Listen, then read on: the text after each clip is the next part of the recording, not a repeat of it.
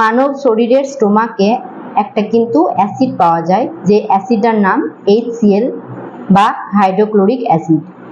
এটা কিন্তু খুবই একটা হার্মফুল বা ক্ষতিকারক একটা অ্যাসিড, যেটা চামড়ায় পুড়লে চামড়াটাকে ক্ষতি করবে, অর্থাৎ চামড়া কিন্তু পুড়িয়ে দেওয়ার মতন ক্ষমতা রাখে।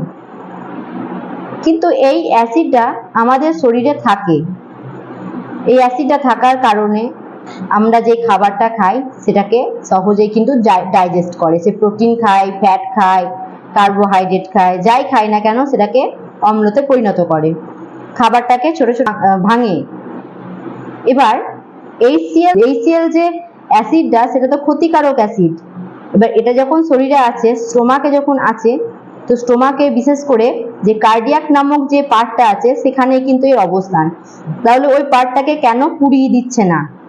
এটা একটা প্রশ্ন হতে পারে যে HCl যখন চামড়া পুড়িয়ে দেয়, তখন স্টোমাকে থাকা সত্ত্বেও HCl অ্যাসিডটা কেন স্টোমাকটাকে পুড়িয়ে দিচ্ছে না? একটা কারণ হচ্ছে যে আমাদের যে স্টোমাক, সেখানে একটা লেয়ার থাকে, একটা পর্দা দিয়ে ঘেরা থাকে, যেই পর্দাটা হচ্ছে মিউকোসা।